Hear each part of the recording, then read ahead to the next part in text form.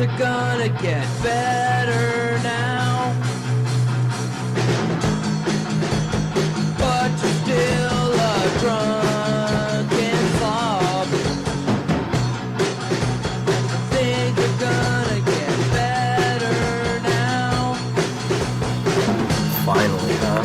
You wish you still Slowly, lived with the headache, mom. it evaporates, bit by bit, slowly, and it's gone. Why? Because it's time for your favorite show, Headbangers and Hooligans. And as always, thank you for listening. Yours truly, Scumalicious. Ready to deliver, hopefully, an entertaining podcast. The Gwar Fest, or the Gwar Love Fest, continues. This is their month. There's only a week left in October. So, I promise. Just this, maybe one more little show, and then on to Band of the Month for November. Wanted to kind of... It's not really necessarily a battle of bands. It's more of why I think Gwar is the best masked band going, or costume, however you want to say it. I came up with 9 bands, and listen, there's a bunch of bands that I left out, and I apologize to any of those fans. It's not because I think all these other bands are more important than them. They're just the ones that I'm more familiar with, at least a little bit, and so that's how I came up with the list. And I'm just going to go down and kind of compare each band to Gwar, and then, of course, I'll explain why I feel the way I feel. Alright, first band. Obviously, when we talk about masked bands nowadays, right now, when everybody mentions Gwar, who's the first band that comes up? Slipknot, right? And you would think, me being from Iowa and living in Iowa, and the fact that I live about an hour away from Slipknot's home city, that I would be a huge fan. I'm not. I mentioned it a little bit in the podcast on Saturday, my weekly show, The Scum Report, every Saturday, 10 a.m. I'm always plugging something. Anyway, it was Corey Taylor's comments about how he didn't want to end up. The question that was presented to Corey Taylor was like, how long do you want to keep doing this in Slipknot? Of course, he's got that other band, Stone Sour, and he was like, well, I just don't want to end up like Gwar. And for the longest time, it bothered me the way he said that. But then, when I saw the entire interview, what he was saying was being in a band and over time, and Gwar's been doing this for 30 years, right? Where they should be at a better place. They deserve that. They really do. Gwar should be millionaires, in my book. And that's what he was kind of trying to say. It came out wrong. Either way, it was kind of a fucking dig on him, but that's okay. But the thing with Slipknot, and I've come to this conclusion, I don't rip on them anymore. They've been around since 1995. They are from Iowa. And despite just 5 full-length albums in like 22 years, that's kind of crazy to me. For some reason, I thought they had more than that. Don't know why. But that's about an album every 4 years. And that's... and I understand that's the way it works now. Bands don't put an album out every year or two like they used to. And you know, they survived the death of Paul Gray, the bassist. Joey Jordison left, who's an amazing drummer, without a doubt. And Corey Taylor can sing. He's a decent singer. I like the fact that he did the song with Steel Panther. But still, Gwar just recorded their 14th album. They've been doing this since '85. So instead of 22 years, add another decade onto that, and they're still going. I really like the new album. I know a few hardcore fans aren't as excited about it as I am. But I haven't seen a review where somebody hated the album. But for Blothar to replace the legend, Odorous Urungus, that was Gwar, Dave Rocky was the main cog behind 3 decades of the band. But to record an album and, to me, sing the way he did, Blothar, hell yeah. You just go with the old beefcake. That was a really smart move by Gwar. And to me, that dedication, over 3 decades, that puts them a notch above Slipknot. Now if Slipknot goes another 10 years, maybe they are neck and neck. But also, 14 albums compared to 5, right? And yeah. So, there you go. And, like I said, I respect Slipknot as musicians. Just not a huge fan of their music. Alright. Number 2. Mushroomhead. They came out in 1993. God, some of these bands, when I was looking at the years, wow. Makes me feel pretty old.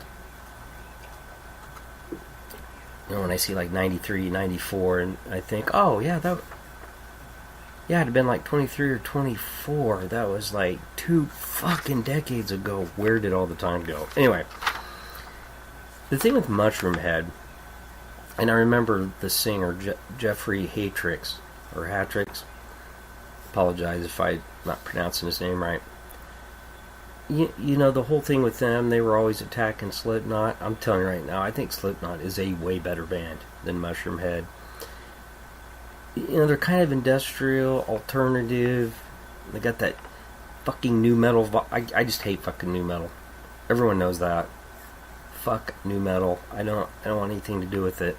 And you know, they put out 3 more albums, but are those 8 albums better than the 5 from Slipknot? No, but I let me tell you something. Mushroomhead is not even close to Gwar, right? And I know Mushroomhead, they go for that more serious imagery and stuff, like Slipknot does. Still doesn't matter. See, Gwar can be funny, Gwar can be serious, but either way, Gwar's fucking brutal and fucks shit up. And I don't think Mushroomhead comes close to that. Just my opinion. Alright. Next band, and you knew this one was coming. This is probably the band that on this... Nope. Actually, I just forgot. There's another band on this list that I actually hate more than this band, Lordi. You know, they're from Finland. And I just went with Mr. Lordi on vocals, because he's the one that does most of the interviews that I've seen. Right? 1992, they've been around. They've been around that long. 25 years. They have 8 full-length albums, of course, from Finland. You know, and I know everyone's seen that video, right, where they're performing live, and then the backing track keeps playing and skips over and over. What a fucking fraud. Listen, I know it happens nowadays. A lot of bands use backing tracks. And some of these bands, I understand it. I do. Alright? If you're using backing tracks on a couple songs, that's fine. Because everyone's doing it. I don't love it. But after reading some of the stories, I kind of understand why some bands do it. But first of all, you come off as just phony fucks. And they are barely a hard rock band. Go listen to some of their music. Like, they wear all these, you know, they wear the costumes, and they come off like they're this heavy ass metal band. They're barely a hard rock band. It's, you know, that first album, the title of it, Get Heavy. Yeah, because you would know what fucking heavy was. And the way his voice, it just feels strange to me. And it would be different if they wore those costumes and said, "Hey, we just like writing songs, having fun." Even their fans are like, "Lordy, man, yeah, that's fucking rock. That's some heavy shit. That's what Lordy does." Really? They're barely heavier than Katy fucking Perry to me. I'm sorry. I fucking Lordy. Sorry. I don't understand that band. I just don't. Alright, and keep doing your fucking all your backing tracks and just be phony and then sing songs and say you're a metal band, but it sounds like a pop song every time you're singing. But that's Lordy. That's what they do. And this next band, this was the band I was talking about that I hate worse than Lordy. It's Hollywood Undead, rap rock. I don't like the band, and I'm just going to leave it at that. I am not a fan of rap rock. I'm just not. Yeah, there's too many, and plus there's too many keyboards. I don't even hear the guitar enough for. I don't get the rock part or rap metal. There ain't no metal in that fucking music. There just isn't, and I don't relate to any of their songs. In some of their interviews, just sorry, not into the band. And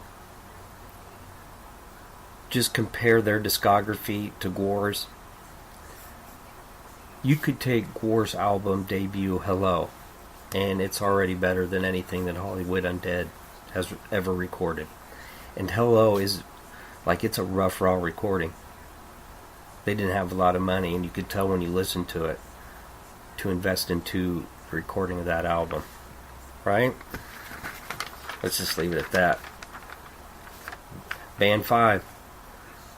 All these bands are trying to take the title of best masked band on the planet, but they can't do it.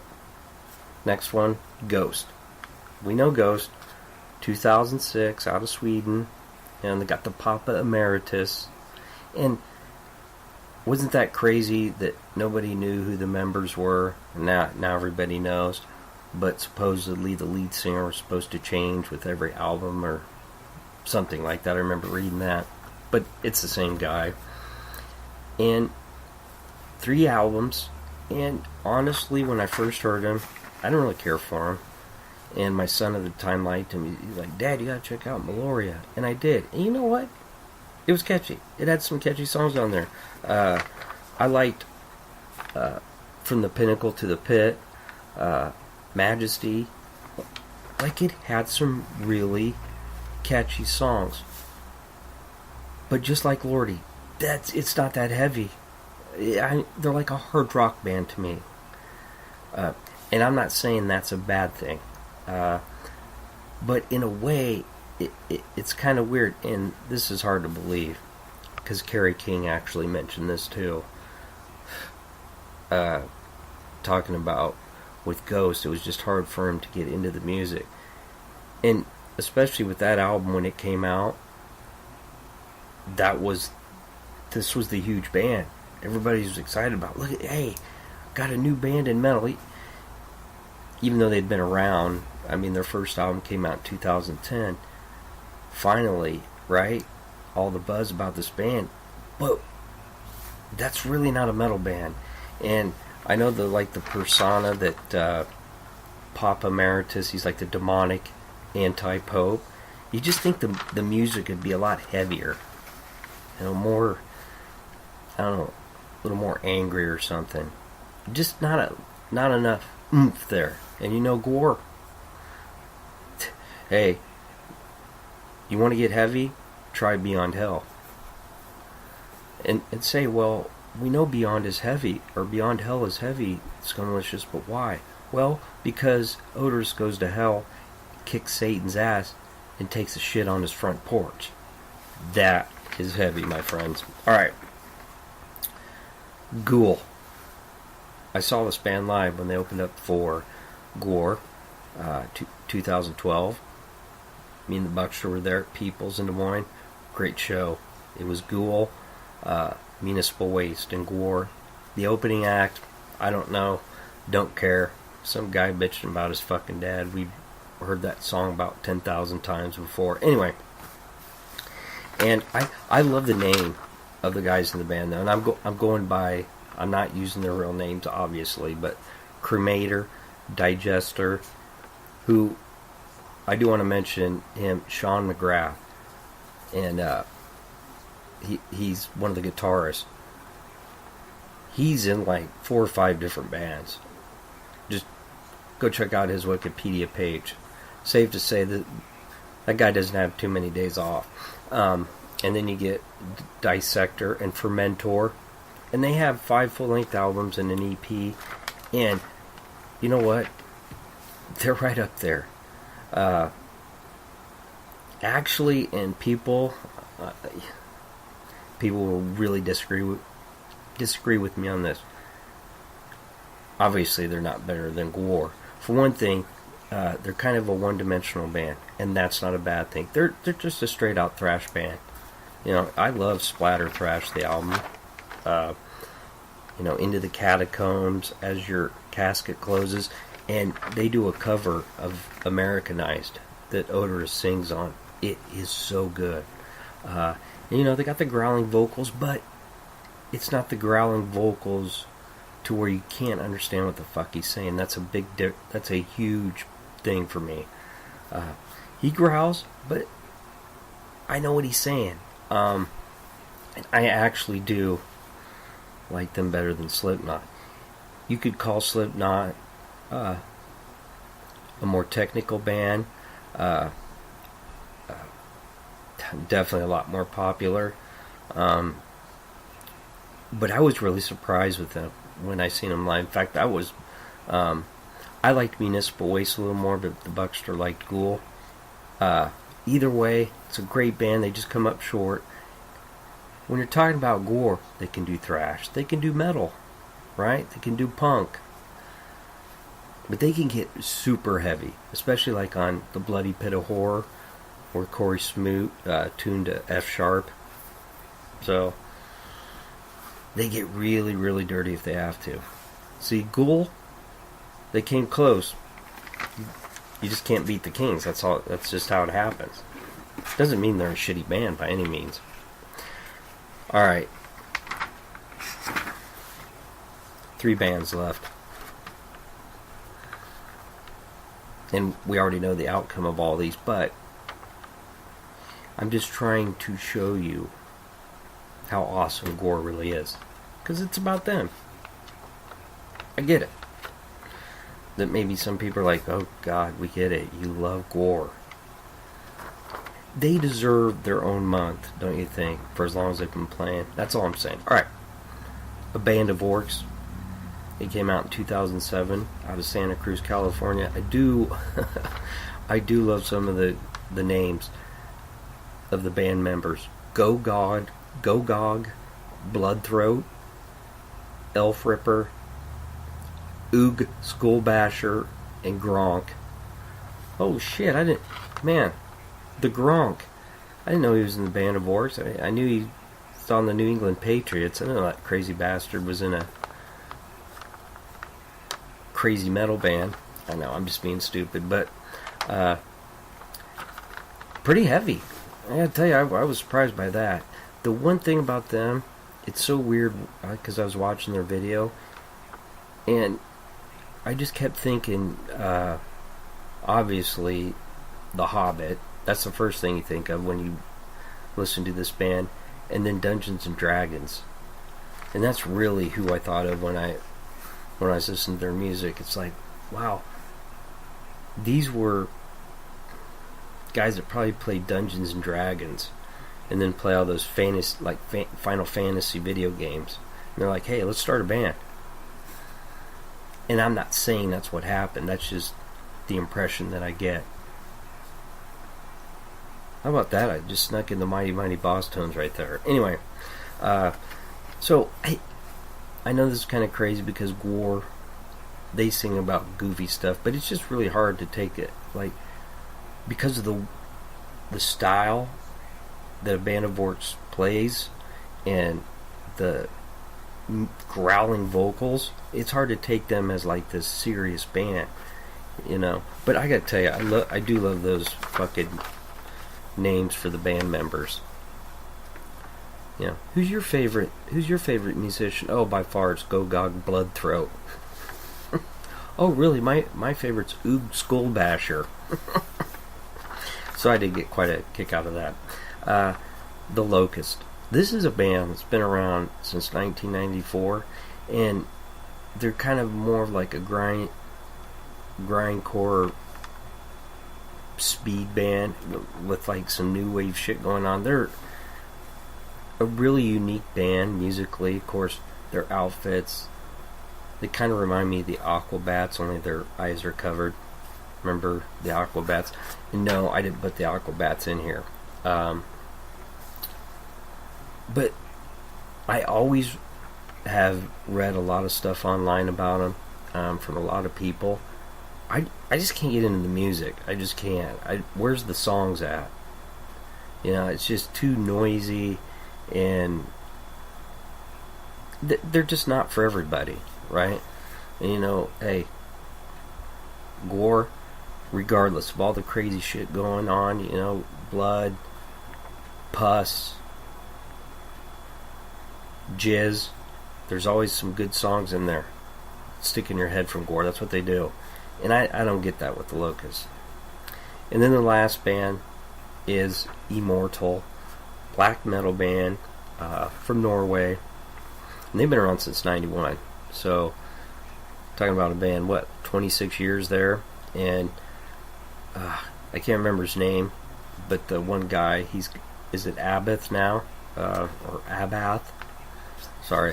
Don't know a whole lot about black metal. And you know, it's just a lot of those black metal bands when they wear that face paint. It's just like that. You know, the first couple bands that did it, and especially in the 80s, that really fucking freaked people out. It's like, wow, look at that. They worship Satan. But you know, after a while, like when so many bands do it, it kind of loses its effectiveness. And I'm not saying their music is terrible. I just never have been a huge black metal fan. I just can't get into the music. And see, that's the thing. All these bands put on the outfits, but it still comes down to the music. And that's what I've been trying to really get across this whole month. For one day, like, go to YouTube and forget about all the costumes and all the crazy shit that you think about when you hear the name Gwar, and listen to their music.